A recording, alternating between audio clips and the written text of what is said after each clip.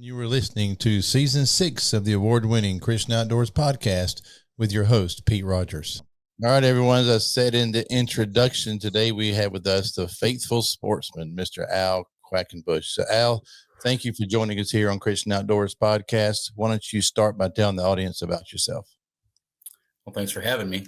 I'm Al Quackenbush. I am an outdoor writer and a photographer and a lifelong hunter. My dad got me addicted to that at an early age. Thank him for that. And I am a strong believer in Jesus Christ and try to share that as much as I can through my hunting, my actions, just listening, talking to people, and really enjoying the joy that comes out of that. That's awesome. Well, tell us. All right. So I said in the introduction that you're the founder and CEO of the Faithful Sportsman. Tell us what that is and how that came about. Sure. So it originated back when I lived in Southern California. I actually started a blog called the SoCal Bow Hunter. And that started because when I moved, I'm originally from Western New York. So at age 30, I moved to Southern California to marry my wife and decided to stay there with her. And she knew that I was a hunter, but I was having a lot of trouble finding the rules and regulations and understanding them. And I was encouraged by numerous people, including my wife, and you will hear my wife's name, Kimberly, come up many times in this podcast because she has been a constant encouragement in this whole process. She said, why don't you just write about it? Why don't you just share about what you find out? And so I started a blog and just started talking to game wardens, talking to officials and reading the rules and regulations and sharing it. And a lot of people didn't know, there was a lot of gray area in the regulations. So I started writing the SoCal Bow Hunter and then just started reviewing the gear and gadgets that I was using just for fun. Mm-hmm. And once I started building that relationship up with other people and with other companies, it flourished from there. And I did that for 13 years in Southern California. And then I moved to south of Nashville, Tennessee with my family and did not want to keep the SoCal Bow Hunter anymore, of course. I did not want any name associated with California at all. But I was struggling. I didn't know how I would do it. I talked to our mutual friend, Chris Ham, about it. And he said, well, encourage me to keep writing. Just God will give you the answer. And I must have made a list a mile long trying to come up with names and things that I was interested in. And I sat down to dinner with my wife one night and she's like, why don't you just share and do what you love? And I was like, what do you mean? She's like, you're a man of faith. You're, an outdoors guy. She's like, why not the faithful sportsman? And immediately the light bulbs, went up. And I was like, you're a genius. And she's like, what? And I'm like, see, that's it. That embodies everything that it is. So I rebranded immediately to the Faithful Sportsman and started writing and sharing. And most of my writing didn't come through my blog anymore. I was still having a little bit of a writer's block with that. It was just talking to people, sharing with people, going out and talking with them and really getting to know people around here. So that's where that originated from. When you say going out and talking to people and just kind of building like that, kind of break that down for us to, for somebody who may be pondering or contemplating doing something similar. What do you mean by, just kind of in the elementary level, you just at the grocery store, you're talking to people, or at church, or how did that come about? So church definitely comes later on, but it definitely comes in there. Wearing outdoor shirts, like something like this, or a hat, or being on an airplane. I have to travel back to California once a month for work, and I always try to have something on. My Badlands camo backpack is almost always on. So that usually strikes up a conversation 1 out of 10. So that works out great. But that usually, if I catch somebody in an airport that's wearing camo or a bow hunting hat or something like that, or somebody that I know, I'll just make a comment or, hey, have a great day. And sometimes that just spurs on a conversation. Sometimes it's just a smile, and just little things like that. Mm-hmm. And I think that's, but you got to be actively looking for it, right? I mean, you kind of planting those seeds. Cause I think we miss so many opportunities because we think they're going to come to us. Absolutely. Right? So no, that's good. You said earlier too, something that was interesting to me. You talked about the people that struggle knowing, the rules essentially. Right. Cause the last couple of years I've hunted out of state and just a couple different states, but my goodness, trying to figure out some of the stuff was it was so frustrating. I felt like, I ended up making phone calls to DNR guys and whatever out of state. And sometimes I'd have luck. Sometimes I wouldn't. Some would call me back. Some wouldn't. But as far as, what's your tip to people that want to do that? Maybe they're kind of new and let's say they want to hunt out of state or whatever. What's the best way to get that info? Cause it's frustrating game. It is. So much, I think you touched on it though. I think phone calls are a big thing. Yeah. I think that at least in my experience in the last 20 years is people are afraid to reach out. They're afraid of rejection. They're afraid of not getting a call back, wasting their time. I've made a lot of phone calls like yourself, and maybe I got 1 or 2 back. But I do know that when you really focus on, put my feelings aside and just reach out, just ask. Because at the other end, they're kind of feeling the same way. Okay, what do I have to share with these guys? And a lot of the time, the experience I've had the last probably 2 or 3 years, when I was in California, I had a very difficult time getting information. So I was extracting it from a lot of people. In the last couple of years, they've had some new biologists come on, and they're young and they've been taught all this stuff, but nobody's asking them questions. And so I called, and I didn't expect, I drew a tag in California that I never expected to draw. And okay, time for the research. And even though I lived there for 17 years, I needed information. So I called the biologist and left a message. And within 2 days, she got back to me, and we talked for about a half an hour. And she gave me all the details I needed. But then I would encourage, don't be afraid of game wardens. Right. Everybody's afraid of game wardens. You know what? They're a wealth of knowledge. Oh, 100%. And and you can joke with them too. I mean, trust me, I've talked about baiting with them and everything like that, and goofed around with them in states that you can't bait. And they are human beings just like we are, and they get a kick out of some of it. I mean, as long as you're not doing it. But make those phone calls, talk to people. And if you don't have the information, just keep asking. Ask questions.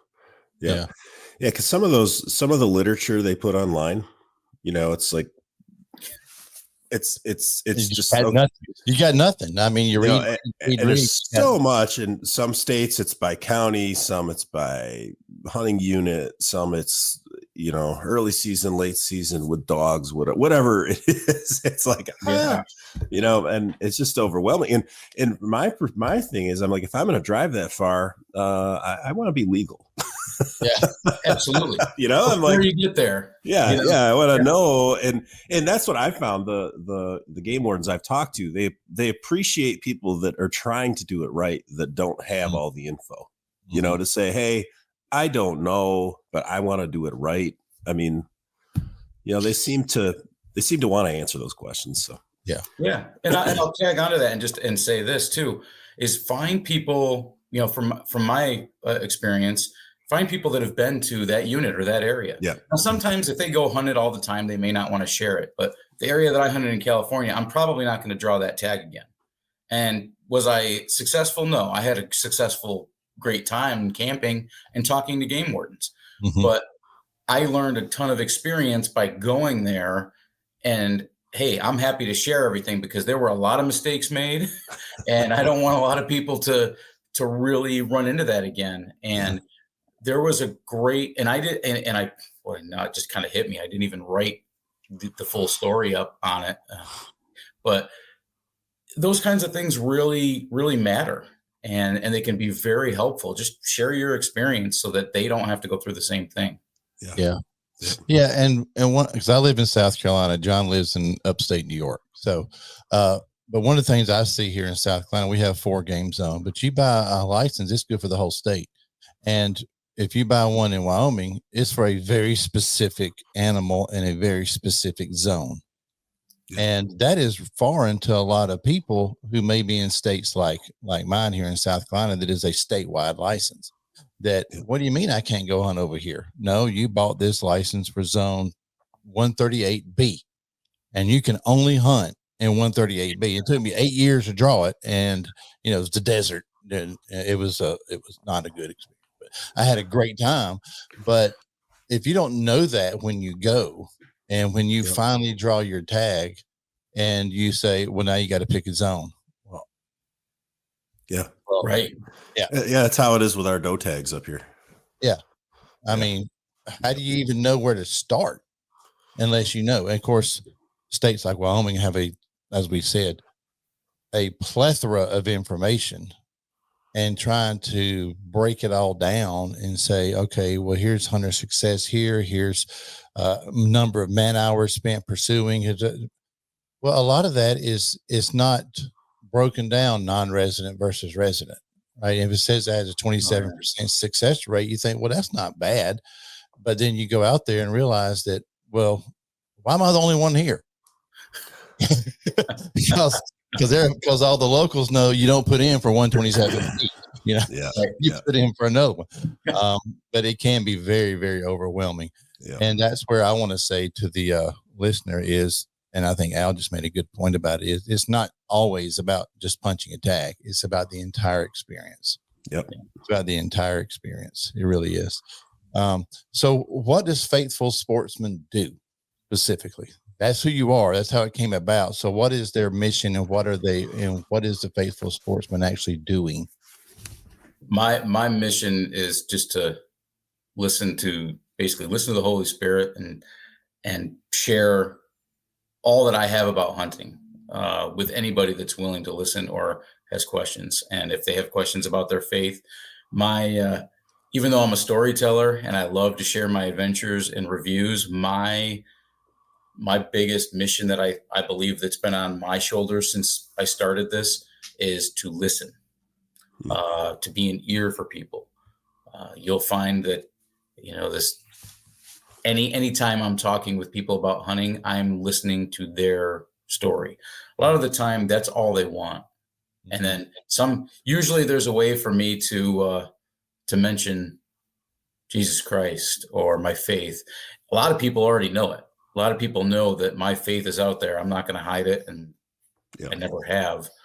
And I'm open to talking about it. Now, if they don't want to talk about it, that's fine too. I will. Yeah. What do you? I was in a hunt camp this past fall, down in Kansas. First time I'd hunted Kansas, and had a good hunt. Got trigger happy. Shot the first decent buck I saw, and then saw the giants that came out later. But that aside, I know that for me, and I've said this on other shows, John, you've heard this, it's not easy for me to start that conversation when you're in hunting camp to initiate. What kind of advice would you give to people when they're in a hunting camp or they're around people for the first time, maybe the only time, to initiate that conversation? I'm the same way. I have a hard time initiating it. Had a conversation with a gentleman this weekend about both of us are very similar personalities. I like to feel everybody out before I open my mouth, because I don't want to steer in the wrong direction. If somebody's on the ledge, I don't want to talk them over the ledge. I want to talk them off it, So I usually keep my mouth shut for a little bit, and God has taught me to keep my mouth shut quite often. I used to just spew off at the mouth and just say whatever came to mind, but now I really am cautious. I think that what I do, especially when I'm at a hunting camp or something like that, is lead by example. Every morning I've got to, for me personally, I've got to be in the Word, uh, whether it's 15 minutes, a half an hour, 45 minutes, doesn't matter the time limit. I don't put a time limit on it. I need to be in the Word every morning. Otherwise, personally, my day is garbage for me personally. So if I'm there sitting reading my Bible, that's opening up that door. Or if I'm on my phone doing it, I try not to do it on my phone for those that don't know me, because then they just think I'm on Instagram or Facebook, and I'm like, no, I'm in the YouVersion Bible app every morning. But if I have that Bible open and they're looking at it, sometimes they're curious, sometimes they avoid me like the plague. Oh, yeah. But they know that I'm in it. So that's what I do. So that's what I do. I try to lead by example. I try to mind my words. You guys have, I'm sure, experienced hunting camp is not all, PG conversation and such. And there's a lot of anger, animosity, stuff like that comes up in camp. And you've also got to be willing to take that and kind of process it before you say anything about it. I've been to hunting camps where it's me, the guys that are in camp. And personally, that bugs me a little bit, but I'll listen, let them get it out, and then I'll kind of steer the conversation somewhere else. Mm-hmm. And that usually helps, because sometimes just attacking from the front isn't the best way. Sometimes it is, but sometimes it's not. And you really have to be cautious. Mm-hmm. Yeah. Mm-hmm. I think there's something though about sitting around the campfire though, right? With guys that, even though spiritually you might not be on the same page, you've already got that common bond, Yes. It's amazing how, stuff can end up in a spiritual direction. Now it's unique because I'm a pastor, so people that want to go in a spiritual direction they'll get there quick. Other times they're looking at me worried I'm judging them, I think. Sure. Truthfully, yeah. Because a lot of people's experience with the church world is tainted, and some of that's their own flawed view, but some of that church hurt is very, very real. Right. So I think to show them what it looks like, even when people know you're a Christian and they're dropping a comment just to try and shock you to see how you respond, because that happens. Oh yeah. Being Jesus is it means we never turn it off too, right? I mean, we're constantly looking for opportunities, not to preach at them, but to love them, and absolutely. And I think that's the big fear. You touched on it. They're afraid of being judged. Yeah. And in my men's group that, we talk about that sort of stuff all the time. And I said, yeah, coming from California, trust me, that's the one big thing is, well, you're judging me or you're being a hypocrite. I'm like, no, I'm a sinner. I'm like, you got to understand, Christian does not equal perfect, right? By far. I said, and that's what you guys think it is. I said, it's like being on a campfire, one of my most favorite things to do in the world. And if a hunter wants to bring a beer to that campfire, let him. I am not there to judge. We'll sit there and we're going to continue to talk, and we're going to talk about Jesus. We're going to talk about hunting and everything. And if you want to get in on the conversation, great. But I'm not going to say you can't do this or you can't. That's between you and God. Mm-hmm. Trust me, I've been there. People had judged me, and now there's an open door for people, and I try to let people know that, hey, there's no judgment.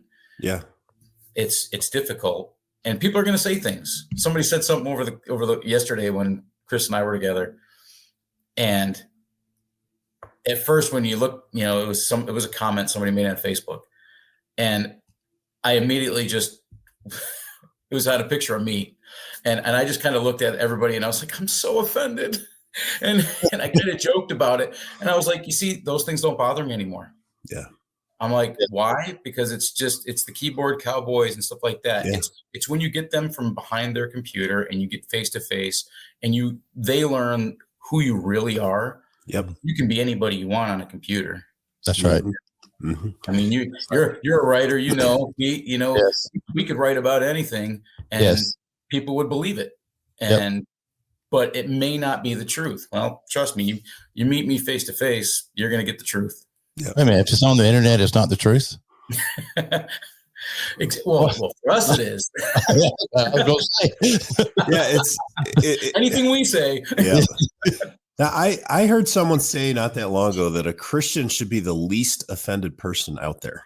And I thought that was an interesting phrase, but essentially the idea, like, our identity is in Christ, right? We're what are we trying to defend here? It's like, and I mean, and Christ, said, right, the world hated me. Don't be surprised, folks. Right? They don't like you either.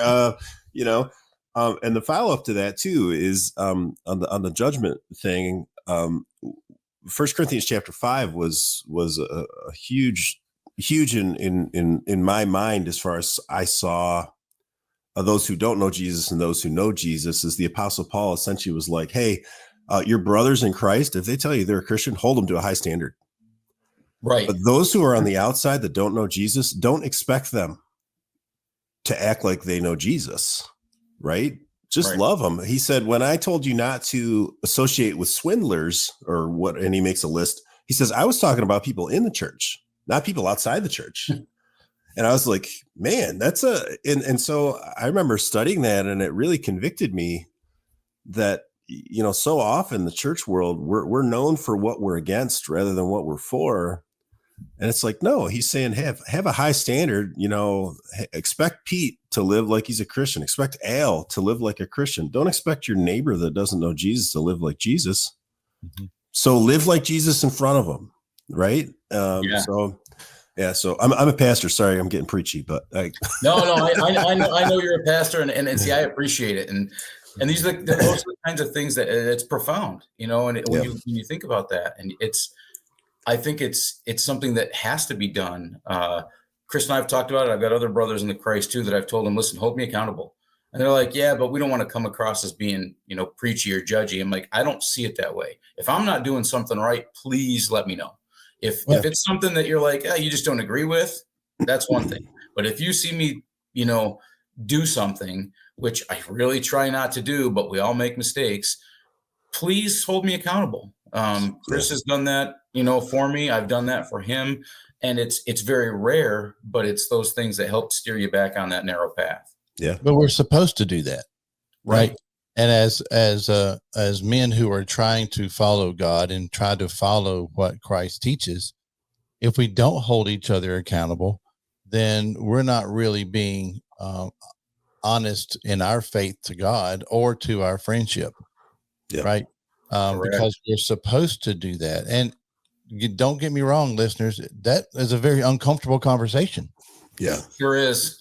It's a very but if you love that person and you care about them and it's a true friendship, then we're supposed to do that. We're supposed to say, hey, John, this is going to be an awkward conversation, but I noticed this, and that's not who you normally are. So what's going on, buddy? Let me help you with this. Let's see what's going on so that we can kind of get back on the straight. And I want my friends to do that to me, as you just said, Al. And we're supposed to do that for others. I actually had that conversation with a friend recently. John, it wasn't you, but it was, and what he said was, well, that's not my place to do that. I was like, yes, it is your place to do that. He said, well, I don't think it is. I said, well, it is. If you see me doing something that I'm not supposed to do, it is your place to say, hey, Pete, you need to think about this differently. And I've even said to people, I've even said this to John. I said, if you see me not doing something, or am I looking at this the right way? Am I responding to this the way that I'm supposed to? Exactly. And if I'm not, please tell me, because our vision of things can be tainted by our experience. Yeah. 100%. Mm-hmm. And it's, and yeah, for your listeners, it stings on both sides. It's hard to do and it's hard to take too. Yeah. I'll give you a brief example, and Chris's name will come up many times in this because we text just about every day and try to talk once a week. There was an example probably a year and a half ago. I can't remember the exact example, but I know the gist of it. And he basically asked me, well, if you look at it from this person's perspective, because I think you have a very narrow view of this. And about a week later, he was like, okay, you're not doing this. You need to do this. And it stung. But I never really thought of it from his perspective either, because that's hard. You don't want to hurt your friends. Right. You don't, but you're doing it to get them corrected, to clear up a bunch of stuff. And it took me a good couple of weeks to really let that settle in. Sometimes it's real quick and I'm like, oh yeah, I get it. This time I was pretty bitter about it. Yeah. And I kind of stewed on it, and I came back and asked his forgiveness for it and everything. But I was like, you were right. I'm like, things changed when I looked at it from that perspective. Yeah. Yeah. And it was really good. Yeah. And I think it's important too. You bring up that, like, both sides, like there's friction, right? The concept of iron sharpening iron is that there's friction, right? Absolutely. And there's stuff getting shaved off, right? Yes. You're removing some of the stuff to get sharpened. So, and that's a hard one to sit there and take it. It's a hard one to give it. And we shouldn't, and certainly we shouldn't take it lightly too. Cause I think we've all met the person who thinks they're God's gift to man as a corrector. Yes. Right. So I think we're not talking about that.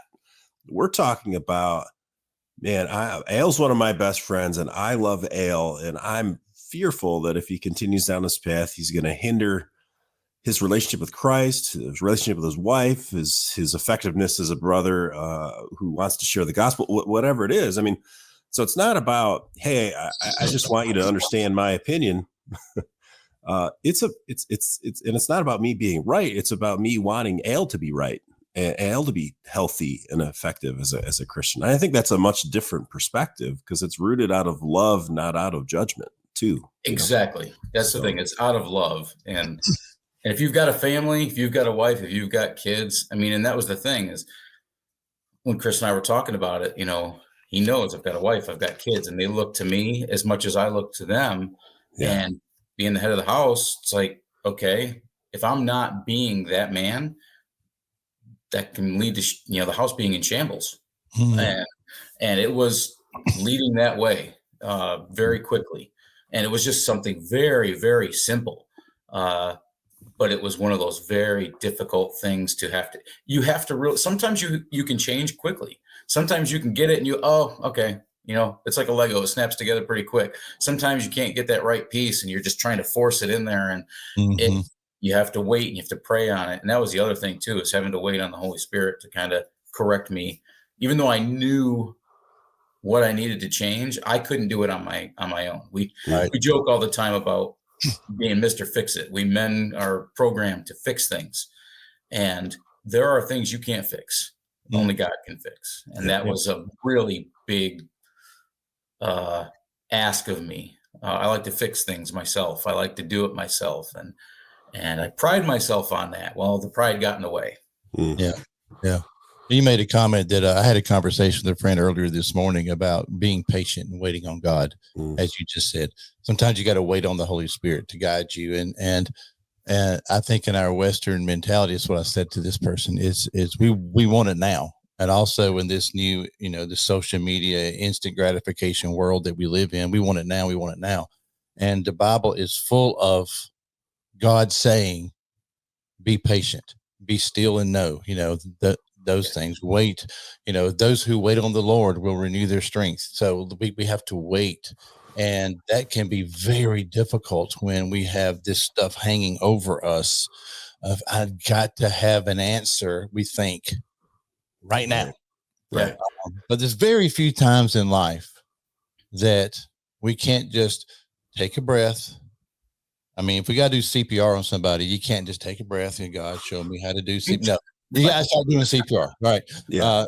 but that doesn't happen very often in our lives in the real world. There's not very few times that we can't take a few minutes, a few days, maybe even a week, and just wait for God to do what God's doing.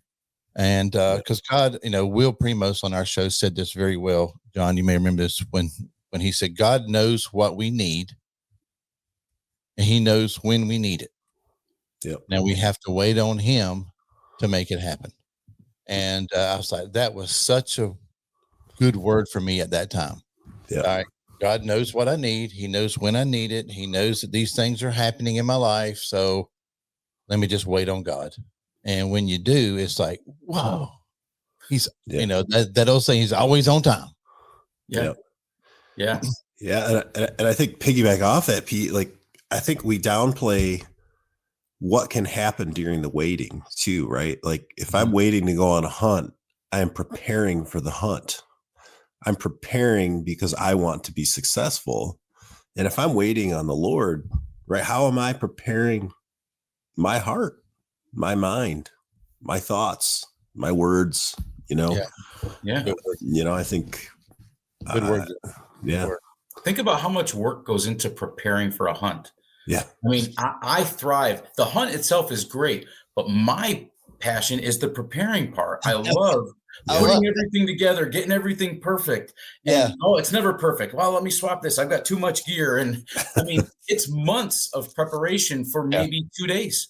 Yeah. Or 3 days. And again, I love how you said that, John. It's just, you have to really think about, okay, you know what you need. Maybe not, let me rephrase. You know what you think you need. Yeah. God knows what you need.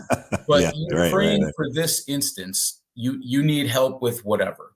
Yeah. The preparing all through it. It could be talking to one of you gentlemen. It could be talking to a friend. It could be, somebody bumps into you in the grocery store and needs something, or they say something to you and you're like, oh, huh. And I encourage people, write stuff down. The older we get, we tend to forget a lot more. Or we just kind of pass it along as, I was just in passing. I don't believe in coincidence. Right. I don't believe, it could be 2 words. I mean, think about how powerful Jesus wept is, and people remember that. It could be 2 words that somebody speaks to you, or that you speak to somebody else. But that preparation, that makes whatever is at the end either easier or harder. Yeah. Depending on how you prepare for it. Yep. It does.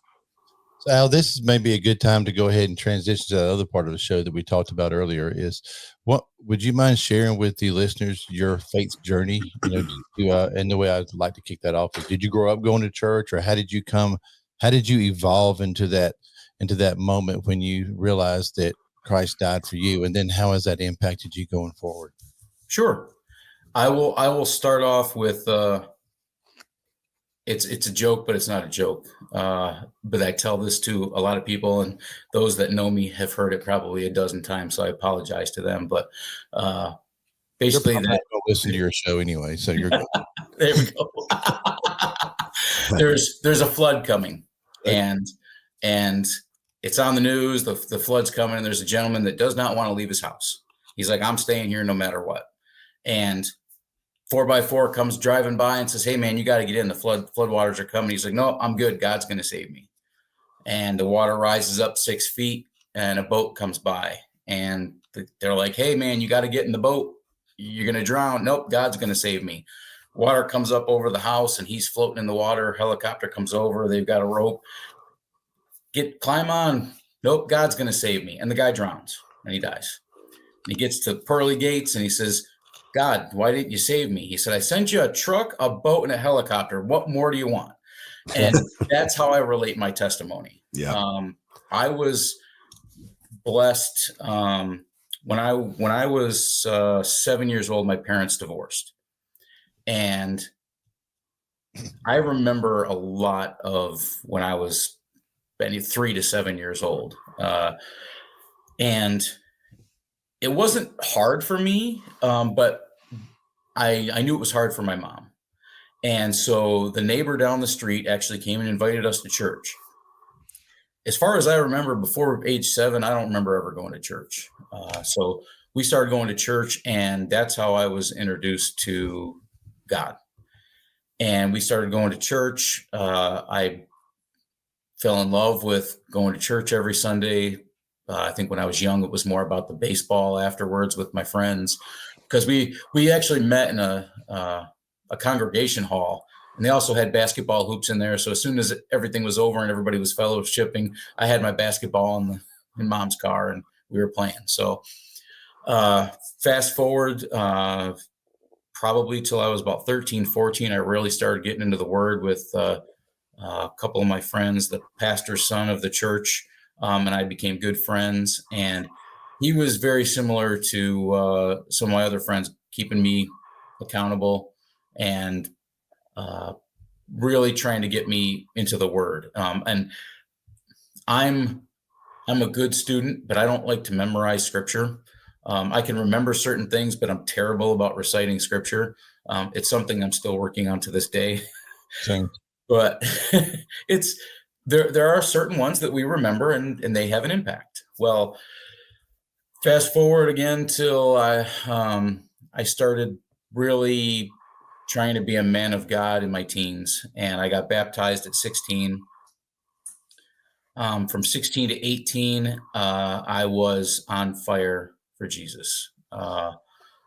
Anytime I could be an example in church or talking to people, listening to people, being that guy in school, high school, I won't say it was difficult for me, but I was kind of that, and I never saw it until I got older, that I was never a jock. I was never one of the punk kids, but I was right in the middle. I hung out with both of them. Who I was. And but God was always on my heart. Well, at age 18, I think right before I went to college, something happened in our church, and it angered me, something fierce. And I stewed on it, started going to college, and I turned my back on God. Not separating myself completely, no justification there. Just I was aware, and I would pray from time to time, but I wasn't what I was when I was in my teens. Went through college, and then I got into I started playing rugby, and of course with rugby comes drinking. And at college, I became a bouncer and started drinking even more. Not every day, but I would drink to get drunk, and there was no point in it otherwise for me. And part of the joke when I started with the joke there, so I'm going to backpedal real fast.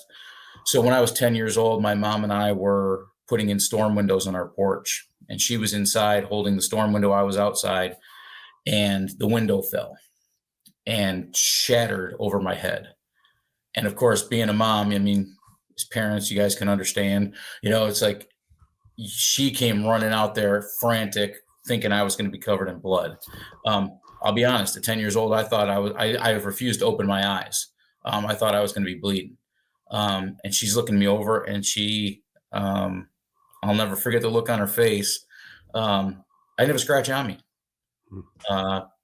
And the more I was like, I kept looking, and I was like, there's got to be a scratch. Well, because there was a little tiny scratch on my arm. And I felt, now I look at it as, okay, God just let me know, hey, I was protecting you. Is that what happened to your hair? All your hair got shaved off? Yeah, 10 years old, gone. Sorry. God said, I'll let it grow here, but not there. And then, so as I got into college and was drinking, I drove a little Honda CRX when I was in college. Loved it, but one night, actually, I went from bouncing to working in a kitchen. I was a much better cook than I was a bouncer. I don't like confrontation, and the confrontation I had, I was good at what I did, but I didn't want to be that guy. So I like food, so working in the kitchen worked great, and I got to talk to people more that way. But it also meant that I was working till the last shift, and then I'd go drink with the bartenders. Well, this one night I drank until I think 4 o'clock in the morning with them. And then I had a rugby game the next day at noon or at 1 o'clock. So I drove home, which was, I mean, you're in upstate New York, John. I mean, I was driving from Rochester, New York to Geneva, and it's a 45-minute drive. And I got almost to my exit and I passed out. I put my car underneath a tractor trailer. I mean, if you ever have seen Christmas Vacation and you watch Chevy Chase put that, his station wagon under a car, that's what I did with my CRX. But God saved me by 1.5 inches of metal on the top of my car. And I'm going to get choked up because I shouldn't be here as far as human standards go. I went under, and again, I don't remember. What I remember is being shot out from underneath this truck like I was on a slingshot, and got to my exit. I didn't stop. I got home, went inside. Next morning, I told my mom, listen, I am sorry. This is what happened. Let's go look at my car. And the whole side of the, where the sunroof is, you could see where the trailer had hit my vehicle, and the 2 back tires came right up the back of my trunk. And you could see where they hit the spoiler and shot me out. But that didn't stop me from drinking. And I looked at it and I was like, okay, yep, I should stop. I just looked at it as, man, I got lucky. Didn't think of it as, God was saving me. Fast forward again.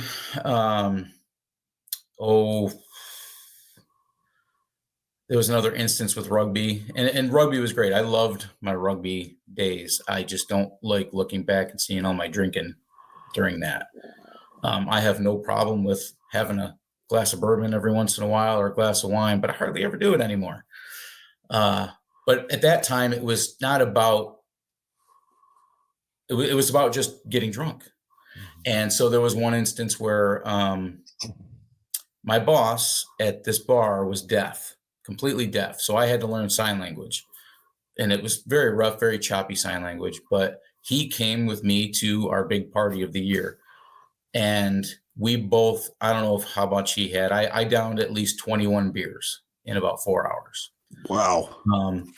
And the part that I am thankful, after the fact, and you'll understand why, is I was a complete fool after that. My mom picked me up. My mom was there. And my mom is the most gracious Christian woman that I know. She put up with a lot raising 2 boys by herself. And I was cursing up a storm. My mom's like, oh, listen, we need to go. And I'm like, no, I'm going to have another beer. I couldn't even see where the beer was, And so she got me in the car, and my friend came with us. He was going to stay at my house. And we drove, and I'm screaming out the window that my mom was this, my mom was that. And I got home and passed out. My friend passed out the next morning. He was signing to me, man, you were, and you can use a few choice words, you were not nice to your mom. I'm like, how do you know? You couldn't hear? And he was like, dude, come on. You don't treat your mom that way. And it took me a while to really let that settle in and realize. And she told me it hurt her, but she also loved me and continued to try and get me to come back to Christ. And I was like, I'm all right. I'm good. So again, fast forward till I'm about 30, and I'm closer to God, but maybe by, a beard hair. I'm praying a little more, but I'm still doing everything Al wants to do. And I get a message, for those that remember MySpace. I wasn't a social media person. This was 2005, I think, came out. My friends were like, you need to get on this MySpace. I was like, what are you talking about? My what? And you got to create a profile. I'm like, I'm not into online dating. And they're like, no, it's nothing like that. And so I created a profile and put I'm a goofy guy. Those that know me, I will try to get a laugh out of everything. And it's who I am. I've got a big belly laugh and I like to have fun. Well, I was just putting pictures up of my brother and our friends when we were going golfing, and we were just, I can't golf, so I don't take it too seriously. And this woman messages me and says, "Your pictures make me laugh." And I look at this picture and I'm like, who is this beautiful woman out of California writing me? Mhm. We start talking. We start talking on the phone. I'm not a phone person. I don't like talking on the phone. We'd spend 2-3 hours talking on the phone.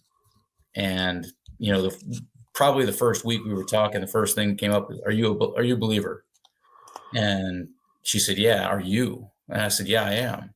I said, I believe in God, and that's where it didn't end. We talked about God and Jesus throughout. Well, that was the only way either one of us were going to move forward with our relationship. And I flew out, spent a weekend touring around Southern California with her, and leaving 2 days later was probably the most heartbreak that I've ever been in. And I was like, it's not going to end here. She's in tears. I'm not ready to go back home. So 2 months later, I just up and quit my job and drive across country and come out to California.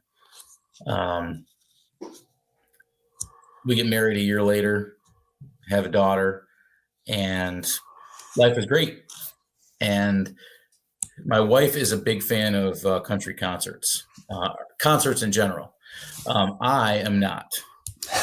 I don't like going to music festivals. I don't like going to concerts. Part of it isn't because I don't enjoy them. I love music. I think music's awesome, but I've got tinnitus in both my ears from being a tool when I was young age and not putting hearing protection in when I'd shoot my rifles or shotguns, and it affected me. But I also don't like big crowds of people.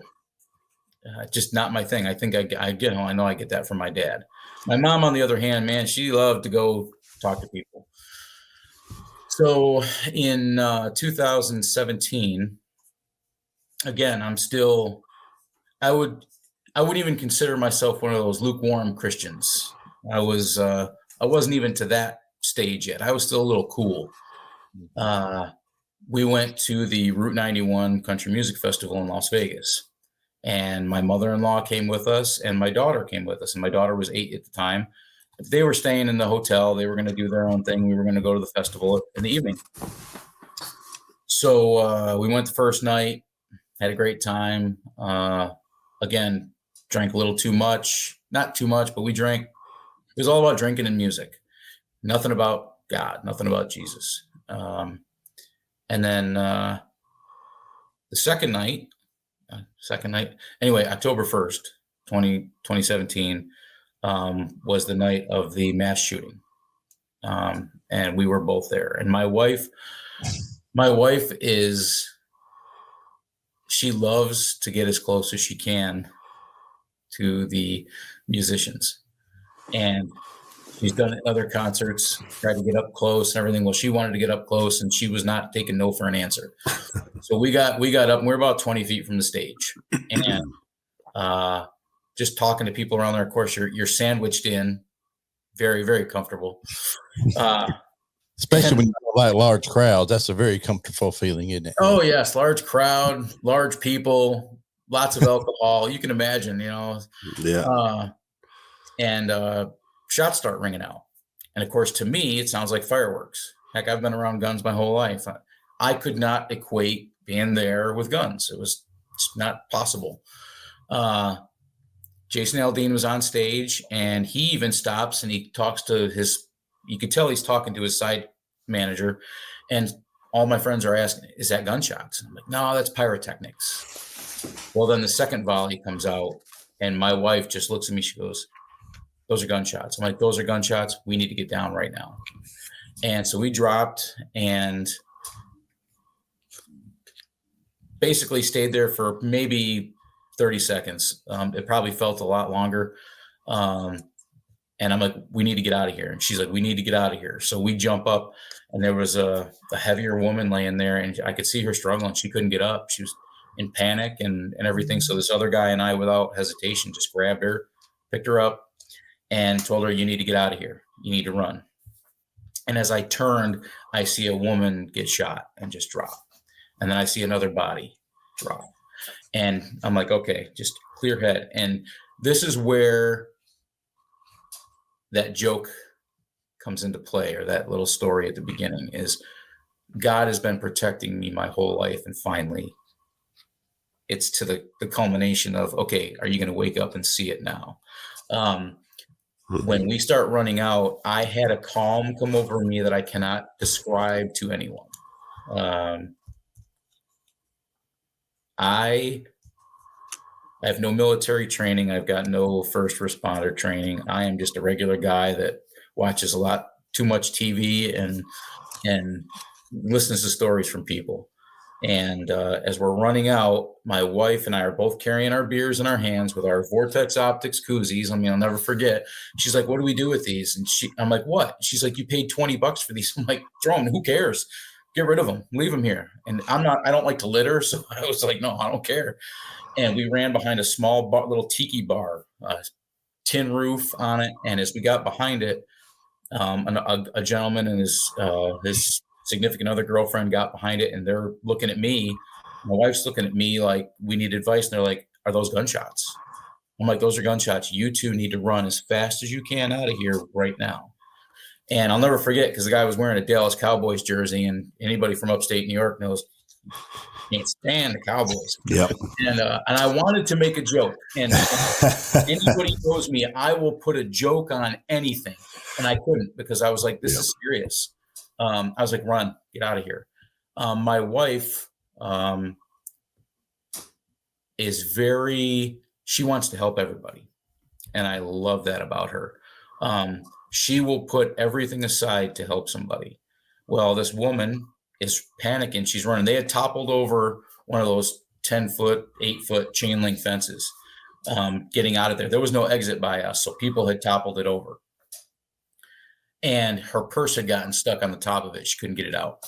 And she's like, we got to help her. And I just calmly just said, no, we can't. We have an 8-year-old waiting back there for us. We have to get back. And we left her. Her friends were going to help her. We start going. And as we're going out, again, I'm calm.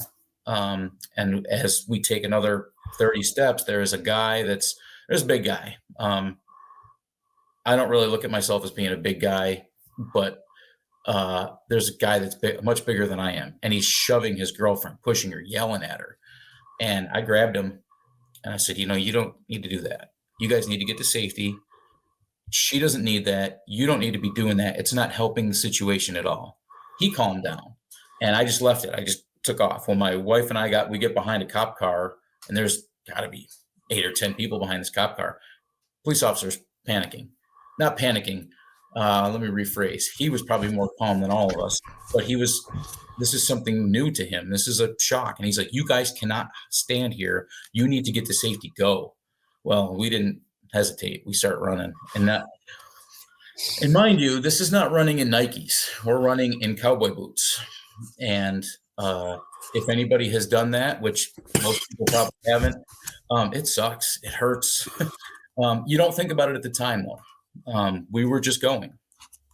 We get to a wall, and we get to a fence that is got to be 12 feet tall to me.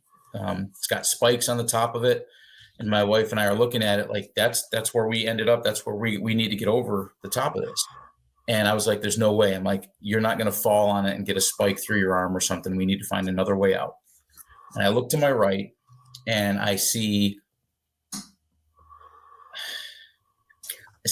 a fence, and I see a light coming through it. And I'm like, there's our exit. And we just make a beeline for this. I have no idea what it is, but I know that that's our exit. Well, as we get there, there are 2 women deceased on the ground. And there are just people funneling into this one little narrow gap. It's not even as wide as our shoulders. It's probably half as wide. You have to turn sideways to get through it. I had to. But people are just cramming through it. Well, more and more people are coming. And again, another big guy comes and he just bottlenecks the whole thing. And again, you're going to hear me say it numerous times. Only God could have done this. I grabbed the guy by the shoulder and just pulled him back. And I was like, you are going to plug this whole situation up if you keep doing that. I'm like, walk through calmly and you're going to be fine. And so he walked through calmly and everybody started going through. Well, at this point, I've lost my wife.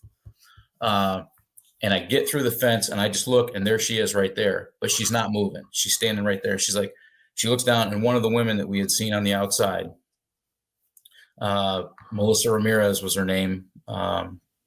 She is laying there and her two friends are just standing over. And my wife says, we have to help her. And I'm like, no, we have an 8-year-old back there. We need to go. And I grab her and she's like a stone. She's like, we're not going till we help her. And for those married men out there that think they know everything, there are times that you must listen to your wife. She's, if you married a wise woman, which I did, I knew that there was no moving her until we hooked this woman. So she's wearing one cowboy boot, the other one's gone. And so we each grabbed a leg. We told our friends grab her, and they're like ghosts. I mean, they're not saying a word. They don't know what to do. We're like, we need to get, and again, I'm calm about this whole thing. And I look over and I see 2 marble pillars. And I'm like, we need to get her between those pillars because the gunshots can't, the bullets can't hit her there. So we move her over there. And I think that there's like 3 or 4 people around us. Everybody else is going everywhere else. We get her to the pillars and we take off and continue to run. My wife starts talking to somebody else, trying to calm her. She was a security guard or ticket holder or something inside the venue. She can't find her brother. So my wife is talking to her and my focus is just get us to safety. Little that I know, and my wife and I talked about this later on, that I continued to put my body between hers and the shooter. Didn't even realize I was doing it because the way I look at it is I wasn't. So we ended up running out and we see people, and we're right next to the Vegas airport. I mean, we're coming around and they're doing triage on people right there. And as we're going, we cross the street. People are freaking out, punching windows and cab cars, trying to get in taxis. And we just continue to go. And as we're going, Kimberly looks back. She's like, we need to get an Uber, or we need to get out of here really quickly. And at this point, I'm disoriented with the fact that I don't know where we're at as far as where our hotel is, or not the hotel. We were staying in a timeshare at the time. And so we cross the street and there's this big open field there. So I remember this open field and we get an Uber, like within minutes, an Uber comes. We get in, the woman had not even heard about what was going on, gets us to our timeshare, which was literally just another half mile. We'd already run 1.75 miles in our cowboy boots. We only had another half mile to go. And there it was. We could have seen it if we looked. And we get there. And as we go through the front door, there's just a streak of blood on the floor. So I figure somebody shot in there. And immediately my wife goes into help mode. She wants to find out if people need help. And so she goes up, finds out. We find out this person had just climbed over the fence, caught his leg on the fence. And I tell you all these details because I'm, again, not thinking anything about God in this situation. It was just getting my wife to safety and doing all this. And so we get back to the room. Fortunately, my wife and my wife's mother and our daughter are safe. We were going to bring my daughter to the concert that day, and fortunately we didn't. And we went through a bunch of stuff, as you can imagine, the trauma that goes along with it and everything. 2:00 in the morning, the adrenaline finally wore off. Those that know me, Chris will attest to it this weekend, that when certain time hits, I start getting tired. Well, the adrenaline dumped and I just started falling asleep. And the next day, just chaos in my mind. We get back home and I'm curled up in bed because I don't know what to think. My wife's crying. My wife, basically, we're having a hard time functioning. And one of the first texts I got was from Chris Ham. Now, if you got to understand the context of this, I've known Chris for 16 years plus, because I wrote a review. You started off this thing talking about a review. Well, that's how Chris and I originally met. I just did a review on my own, and he got word of it, talked to his brother, and then reached out to me saying, hey, we'd like to work with you. Again, just through email. We'd never talked on the phone. I get a text message out of the blue. Are you okay? And I said, no, I'm not. I'm not okay. He said, I'm going to be praying for you. And that right there was the fuse that got lit back for my faith. It was a slow burning fuse at first. It was Chris staying in touch with me. Is everything going all right? And I shared my story on my blog so that people would know my version of it. And he, next thing you know, I went to a therapist to talk about PTSD and what went on. And this woman, the only thing she ever did was just do this. She just kept looking at her watch, which infuriated me, but it did not help me at all. And Chris reached out and said, hey, if you need to talk about it, give me a call. And I'm like, I really don't want to talk about it. And, but I did. And so I talked to him about it, and that led to, have you ever, we both started looking at YouVersion. And he would send me a scripture or two, or pray for me, and then next thing I know, we're doing devotions together and praying. And here we are, almost 8 years later, and I don't go a day without doing a devotion with him, shooting him a text message. But I know he will say, and this is God working through him.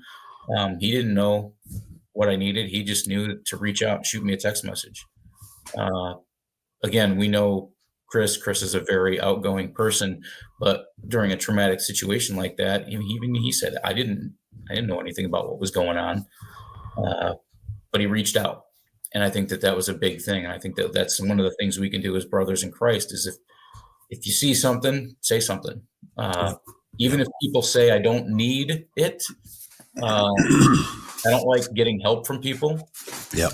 I'm still that way, but I'm learning. But those kinds of things, and my faith grew. Well, of course, I was still in Southern California, and Chris and I kind of joke about this. The progressive Christian movement out there, and you have to accept everybody as they are, very difficult for me. My wife and I really every day we thank God for our protection. And it wasn't until Chris and I started talking that it hit me with that joke. God's like, listen, he protected you from a window. I protected you with a car. It went from one extreme to another to, listen, you had a hail of over 500, bullets or whatever. There was far more than that, but, it was like, do you get it now? I need you for something. And I'm like, okay, I got it now. It took some jerk, some of us are thick-headed. Yep. And it takes some extreme measures. But again, out of a storm window, a car, and a mass shooting, I didn't have a scratch on me. Well, my wife and I went back a month later, we went back to Vegas to retrace our steps. And we went up to where the venue was. There was a police officer there. They had it all roped off. And he saw that we were abiding by the rules and staying back. And he said, hey, if you guys want to come closer, come on up and check it out. Well, we started talking to him, and he was there that night. And he said, do you see the fuel tanks back there? And if you've ever been to the Vegas airport, there are 2 or 3 gigantic fuel tanks. And I'm talking, I don't know, probably 1 million gallons. I don't know. It's huge. Said, if you look up at the top there, and we saw there's you could see it from where we were, which was probably a couple hundred yards away. There was an indentation. He said, there's a bullet hole right there. And I'm like, well, what's in that tank? He's like, jet fuel. And fortunately, jet fuel doesn't ignite like that with a spark. It's compression, I guess. I don't know much about jet fuel, but I know that where we were was right next to that tank when we carried that woman. If that had ignited, we wouldn't be there. But it didn't. We went back and reviewed some. Anyway, we walked the venue. We walked out. That 12-foot wall with the spikes was 4 feet tall. We could have easily gotten over it if we were just cautious. On the other side of that was a church. It was a church parking lot, but we were guided somewhere else. We walked through and we get to where that open field was. And actually, we're not even there yet. And my wife's like, oh, here we go. We're going to be coming up on those slummy apartments. And I'm like, what are you talking about? And she's like, those apartments we passed. Remember how, it was pretty scary walking by there? I was like, there are no apartments up there. And we get up there and there are some pretty decrepit apartments there. I never saw them. I saw an open field. And again, there was peace about me that entire night. And the only thing I can attribute that to is God, and that he sent an angel with a wing or something. I still, to this day, it's the only thing I can figure, that it was blinding me from seeing what was over there so that we could get out. And I thank him every day for that protection. Every day I wake up that I'm here, that I'm alive. 8 years later, I still get choked up about it, because that's not something Al could do. Right. Even if I planned out an escape plan, that's not me. Yeah. But God let us out of there. Well, and we went back, we reviewed some of the video footage from it as well. And all the dust that was kicked up there were hundreds of people running by us when we were carrying that woman. And I don't remember any of it. So it brought me back to, getting back in the word. And it was tough in California because we couldn't find a church. We looked for 17 years for a church. We went to numerous churches. Legalistic this, legalistic that, accept this. And it wasn't until we got, and again, so my faith became much, much stronger in California. It had to be, but we were constantly at war just every day. I mean, we are anyway, but it was right in my face. Yep. We get to Tennessee, and my wife's like, we need to find a church.